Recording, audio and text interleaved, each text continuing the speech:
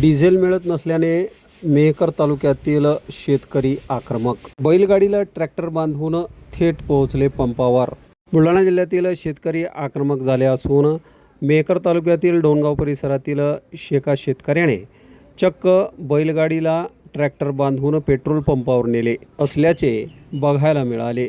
10-20 किलोमीटरवरून आम्हाला पंपावर जर गॅस डिझेल भेटत नाही, शासनाची व्यवस्था आहे गावापर्यंत टँकरने पुरवायची. आमचं म्हणणं आहे आमच्या आरक्षिपूप्रमाणे गावापर्यंत आम्ही ट्रॅक्टर घेऊन तिथं उभे राहतो. तिथं तुम्ही त्या छोटे टँकरदार आहेत तिथं त्या गावात तुम्हाला डिझेलची पोस्ट करा. या ठिकाणी मागणी आहे. शेतकऱ्याचा छळ आणि जो त्रास होऊन राहिलेला आहे, मानसिक त्रास. शेतीमालाला भाव नाही, कांद्याचे भाव नाही, मुलं शिक्षणात टाकले ते नेट परीक्षेचे पुन्हा परीक्षेचे द्यायचे काम करतात. येणारं रोजचं संकट आहे शेतकऱ्यावर, नवीन संकट म्हणून त्या ठिकाणी यायला लागलं. म्हणून या शेतकऱ्याला शेती करावं का नाही हा प्रश्न त्या ठिकाणी पडला. शासन एकाकडे सांगते की डिझेलचा पुरवठा लय मोठा आहे, तुम्ही किती डिझेल मागा, त्या ठिकाणी टंचाई त्या ठिकाणी नाही.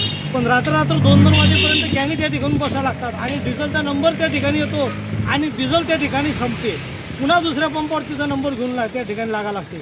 ही परिस्थिती त्या ठिकाणी आहे. आमचं म्हणणं आहे आमचा जो आरशी बुक आहे शासनाचा त्याची नोंद आहे, तर तुम्ही त्या टँकरद्वारे त्या गावात खेड्या गावात आम्हाला ग्रामीण भागात डिझेल पोस्ट करा ट्रॅक्टरला, नका कॅनीत देऊ.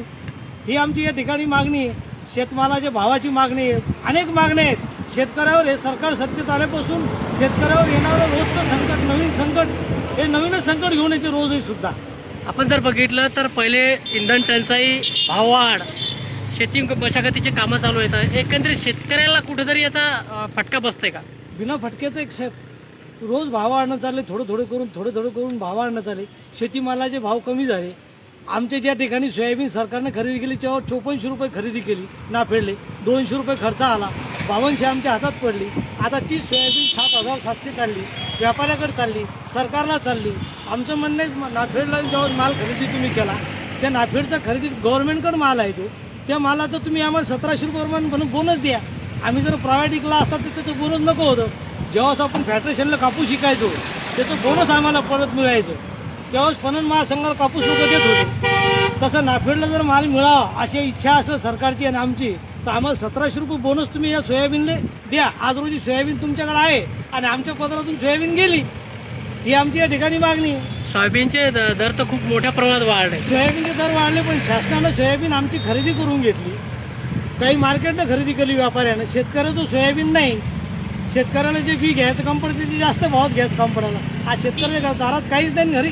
शेतकऱ्याचा कांदा प्रश्न असेल, भाववाढ असेल, हे सरकार शेतकऱ्याच्या मुळावर उठलं का असं वाटतंय का? असं वाटायचं नाही. आता कोणी तुमची मीडियावाले सांगतात कोणाचा तोल गेला. आमचं म्हणणं शेतकऱ्याची सहनशीलता संपली. याच्यानंतर शेतकऱ्याचा अंत तुम्ही पाहू नका. कारण आता जगावं का मरावं हा प्रश्न या ठिकाणी पडला आणि इथं राहून मेल्यापेक्षा लढून मेलेलं पुरलं, ही मानसिकता शेतकऱ्याची त्या ठिकाणी झाली. बैलगाडीला ट्रॅक्टर बांधून काय नेमका संदेश द्यायचा? संदेश म्हणजे डिझेल झाल्यानंतर ट्रॅक्टर कॅनीत तुम्ही देत ना, मोटरसायकलवर आणलं त्याच्यात तुम्ही देत ना.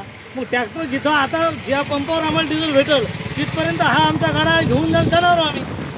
तुम्ही तहसीलदार साहेबाला विचारा कोणा पेट्रोल पंपावर डिझेल भेटते, त्या ठिकाणी आम्ही घेऊन जायला तयार आहे. एक पंप नाही, पुऱ्या मतदारसंघात जरी फिरायचं काम पडलं मेहकर, तरी सुद्धा आज आमची तयारी आहे. भाकरी बांधून आम्ही त्या ठिकाणी आलेलो आहोत आणि तुम्ही आमच्या सोबत राहा. तुम्ही वरिष्ठ अधिकाऱ्यांना विचारा, राजकीय पुढाऱ्यांना विचारा. डिझेलचा साठा मुबलक आहे म्हणतात, कलेक्टर साहेब सांगतात. आम्हाला तर ज्या मोबाईलवर पाहिलं ते मोबाईल फोडावा असं वाटते की आम्ही 2 वाजेला त्याने घेऊन बसतो. आमचा नंबर त्या ठिकाणी येते आणि तिथं डिझेल संपते. जितक्या जागली आम्ही शेतात केले नाही तितक्या जागली पंपावर काम पडायला लागलो. हो, पंपावर या. हो.